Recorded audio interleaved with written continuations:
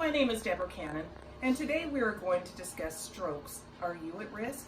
Before we begin, I would like to introduce my audience. I have Darby, Tobias, John, and Taylor. With that being said, we will now continue.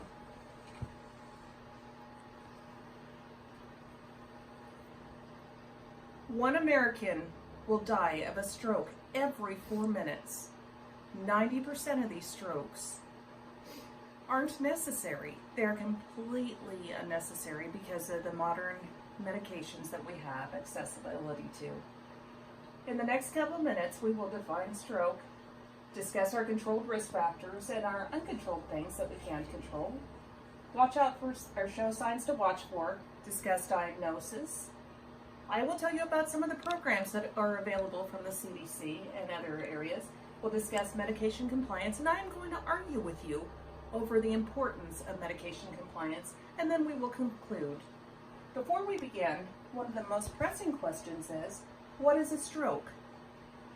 WebMD describes a stroke as a blood flow to the brain is cut off due to a blood clot or a brain bleed, which denies the brain cells access to oxygen and glucose, which are essential to survival, resulting in disability or death. According to WebMD, there are two types of strokes. These are the ischemic, which was a clot forms in your brain or elsewhere in your body and travels to the brain, where it clogs the arteries, denying the brain of oxygen and the glucose, which is necessary for survival. The clots also can come from other areas of the body and are caused by large plaques or fat deposits that clog the arteries. This will account for 80% of the strokes that will occur. The other type of a stroke is the one that is mainly experienced by those who suffer from high blood pressure. It is called a hemorrhagic stroke. This is where your blood vessels in the brain will leak or rupture, causing your blood to leak into the brain tissue. This causes severe tissue damage and results in either serious injury or death. Again, this is the stroke that is caused by high blood pressure or an aneurysm. There are many things that we can control in decreasing our risk for a stroke. These are things such as high blood pressure, smoking, obesity, heart disease, excessive alcohol intake, atrial fibrillation or heart rhythms, and uncontrolled diabetes. Now, some things that you cannot control are things such as your age. In the past, strokes were mainly attributed to an age factor. Those experiencing strokes were 65 or above.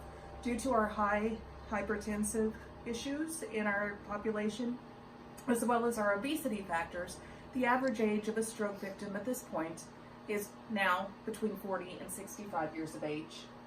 Family history also makes a huge factor, plays a contributing factor.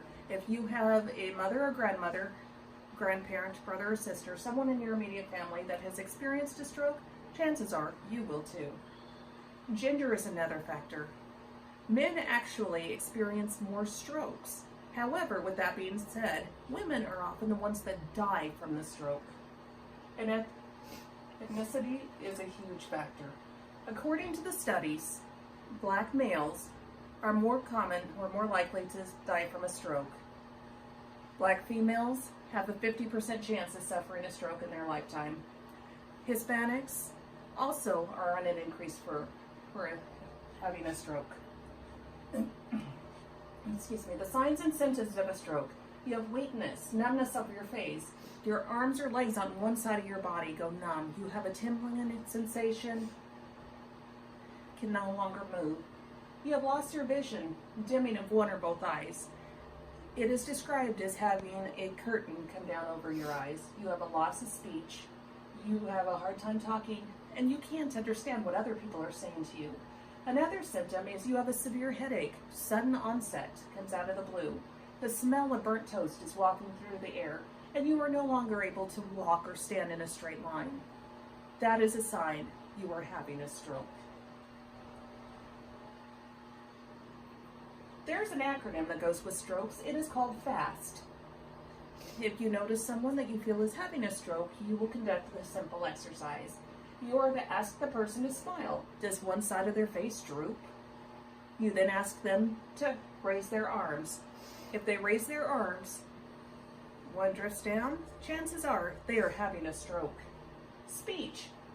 Have them repeat a simple phrase. Is their speech slurred? Is it strange? And the T stands for time. If you notice any of these symptoms, you need to call 911 immediately. You have within a 4-hour period to get them to a hospital, to get the testing done, and to administer medication. If not, chances of survival without severe disability are extremely limited. In order for a stroke to be diagnosed, the doctor will perform a medical history. They'll do a physical and neurological exam on you. They'll perform scans of your brain, such as a CT or a magnetic resonance imaging, to determine if there is a bleed anywhere. They'll also run blood tests. If all of these have shown that you have had a stroke within a certain period of time and you are a candidate, they will administer medications. There are some people that are not able to have medication due to the fact that they have other conditions which would affect the clotting factors.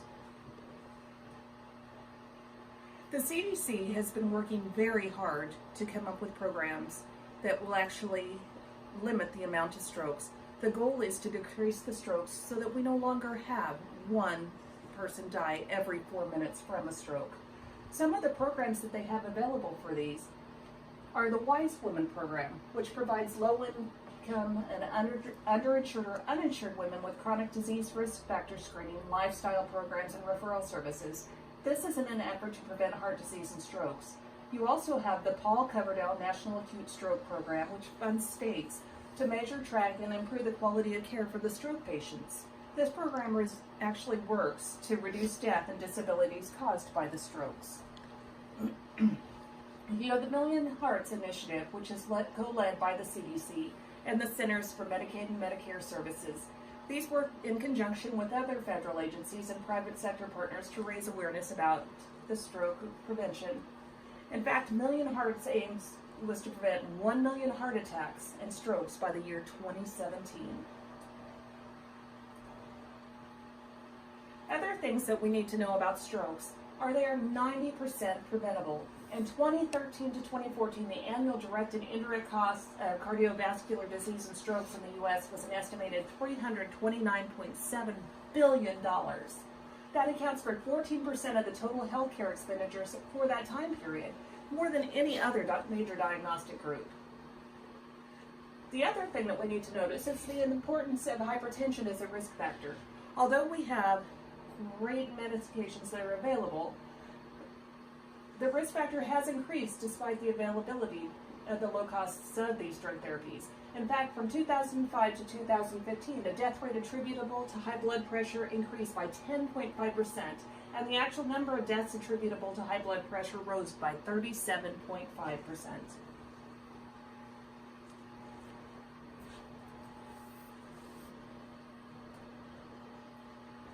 We are now going to discuss medication compliance. Medication is critical to successful hypertension control for many patients. However, only 51% of Americans are treated for hypertension follow their healthcare professional's advice when it comes to the medication. Adherence matters. High adherence to antihypertensive medications associated with higher odds of blood pressure control, but non-adherence to cardioprotective medication increases the risk of death from 50 to 80%. That is a huge window. A study showed that for every 100 blood pressure prescriptions written, actually 50 to 70% of those actually went to the pharmacy. 48 to 66 of those prescriptions came out of the pharmacy. 25 to 30 were actually taken properly, but only 15 to 20 are refilled as prescribed. That is a low number of medications. In conclusion, 1 American, again, will die every 4 minutes from a stroke. Strokes are the 5th leading cause of death in the United States, and the importance of hypertension as a risk factor has increased despite the availability and low cost of the drug therapy. From 2005 to 2015, the death rate attributable increased by 10.5%.